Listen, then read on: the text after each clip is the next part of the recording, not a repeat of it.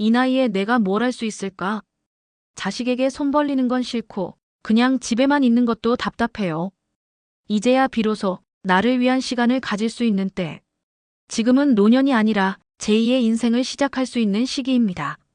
물가는 오르는데 연금은 부족하고 자식에게 기대기도 미안하죠. 그럴 때 필요한 건 부업입니다. 단순히 돈만 벌자는 게 아닙니다. 내가 여전히 쓸모있는 존재라는 걸 느끼는 일. 그게 진짜 중요하죠. 그렇다면 어떤 부업이 가능할까요? 현실적인 예시를 6가지 구체적으로 소개해 드릴게요. 첫 번째, 재능을 살린 부업. 예를 들어 뜨개질이나 자수 같은 손재주가 있다면 소품을 만들어 온라인 마켓이나 플리마켓에서 판매할 수 있어요. 예쁜 수세미, 손뜨개 가방, 머플러 같은 건 젊은 사람들 사이에서 인기예요. 또 요리를 좋아하신다면 반찬을 만들어 이웃이나 동네 어르신들에게 배달하는 것도 가능합니다. 작게 시작하면 한 달에 20만 원 정도 수익도 기대할 수 있어요. 두 번째, 스마트폰으로 하는 온라인 부업. 스마트폰만 있으면 가능한 일도 많아요. 쿠팡 파트너스, 네이버 블로그 마케팅 같은 간단한 홍보 활동으로 수익을 낼 수 있고 설문조사나 리뷰 쓰기로 소소한 용돈도 벌 수 있습니다. 유튜브나 블로그에 내가 해본 요리, 하루 루틴 같은 생활 콘텐츠를 올리면 조회수가 쌓이면서 광고 수익도 생깁니다. 처음엔 어렵게 느껴져도 조금만 배우면 충분히 가능합니다. 세 번째, 오프라인 활동 기반 부업. 밖에 나가 사람들과 어울리는 걸 좋아하신다면 마을 해설사, 문화 해설사, 공원 관리, 텃밭 운영 같은 활동이 있어요. 시에서 운영하는 프로그램에 참여하면 활동비도 받고 보람도 느낄 수 있습니다. 또 동네 주민센터나 복지관에서는 강사나 보조 인력으로 어르신들을 모집하기도 해요. 이런 활동은 월 30만 원 정도의 수익이 생기고 무엇보다 외롭지 않다는 장점이 있습니다.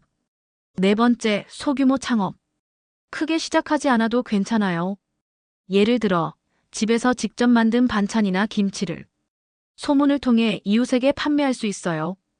또는 삼삼한 커피차, 이동식 간식차처럼 소형 장비를 이용한 부업도 있습니다. 중요한 건 초기 비용을 크게 들이지 않고 내 몸과 체력에 맞는 형태로 하는 것.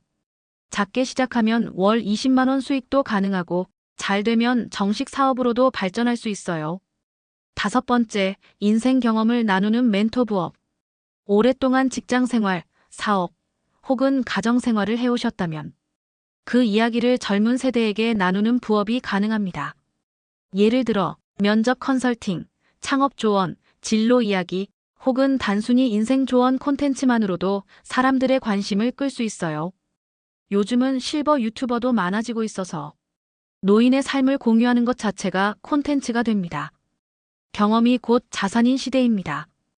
여섯 번째, 지자체 정부가 지원하는 노인 일자리 사업. 정부나 지자체에서 제공하는 시니어 일자리 사업을 꼭 확인해 보세요. 예를 들어 학교 앞 교통지도, 도서관 책 정리, 공원 청결 유지, 복지센터 도우미 등 다양한 형태가 있고 월 20만 원에서 60만 원 정도까지 활동비를 받을 수 있어요. 지원은 주민센터, 복지관, 노인회관 등에서 할 수 있고 모바일로도 신청 가능한 경우가 많아요. 안정적이고 안전한 부업을 원하신다면 가장 먼저 알아봐야 할 선택지입니다. 이런 부업을 실제로 하고 있는 분들도 있습니다. 사례 1. 66세 김옥순 어르신은 평소 친구들에게 나눠주던 반찬이 입소문이 나면서 동네에서 주문이 들어오기 시작했습니다. 김치, 멸치볶음, 장조림 같은 밑반찬을 매주 두세 가구에게 전달하고 있고 한 달에 약 25만 원의 수익을 올리고 있습니다. 누군가 맛있게 먹어주는 게 가장 행복하다는 게 어르신의 말입니다. 사례 2. 68세 정의자 어르신은 스마트폰을 배우고 나서 블로그에 손주와의 일상을 기록하기 시작했습니다. 처음엔 글 쓰는 게 서툴렀지만 점점 방문자 수가 늘고 광고를 붙여 월 15만 원의 수익을 얻고 있어요. 글을 쓰며 내 인생을 돌아보게 되고 사람들과 소통하니 외롭지도 않다고 말합니다. 사례 3. 70세 이상의 어르신은 문화센터에서 한글 교실 보조 강사로 활동 중입니다. 하루 2시간 주 3회 어르신들에게 글씨 쓰는 걸 도와드리며 월 30만 원의 활동비를 받습니다. 내가 남에게 도움이 된다는 느낌, 그게 참 고맙다고 이야기해요. 사람들과 어울리는 즐거움도 덤입니다. 사례사 69세 오정자 어르신은 동네에서 달고나 커피차를 운영합니다. 평소 커피 내리는 걸 좋아했던 게 시작이었고 간이 트럭 한 대로 시장 앞에서 하루 3시간 장사를 해요. 월 수익은 약 50만 원. 손님들과 이야기 나누는 시간이 하루 중 가장 활기찬 순간이라고 합니다. 사례 5. 72세 한도식 어르신은 30년간 운영한 작은 철물점 이야기를 유튜브로 공유하고 있습니다. 장사하며 배운 것들이란 제목으로 청년 창업자들에게 현실적인 조언을 나누고 광고 수익과 온라인 강의 요청도 받고 있어요. 이 나이에 누군가 내 얘기를 들어주는 게 고맙고 신기할 따름이라고 말씀하십니다. 사례 6. 65세 윤종태 어르신은 노인 일자리 지원 사업을 통해 인근 초등학교 앞에서 등하교 교통지도를 하고 있습니다. 아이들 인사받을 때마다 하루가 즐겁다며 활동비로 월 40만 원 정도를 받고 있어요. 규칙적인 생활이 생기고 건강도 좋아졌다고 말합니다. 여러분들도 부업을 시작하고 싶다면 이 3가지 질문부터 해보세요. 내가 평소에 좋아했던 건 뭘까? 일주일에 몇 시간 할 수 있을까? 돈이 아니더라도 성취감 있는 일이 뭐지?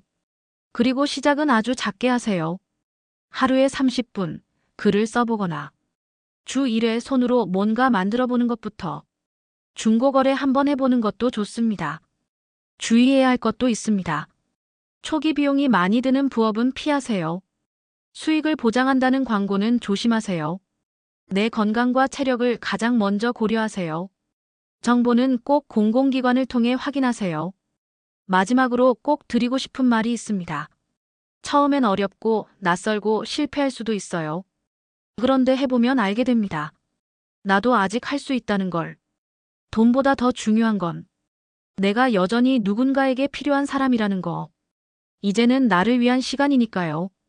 늦지 않았습니다. 오늘 작은 걸음부터 내딛어 보세요. 언젠가 당신도 말하게 될 겁니다. 해보니 나도 할 수 있더라.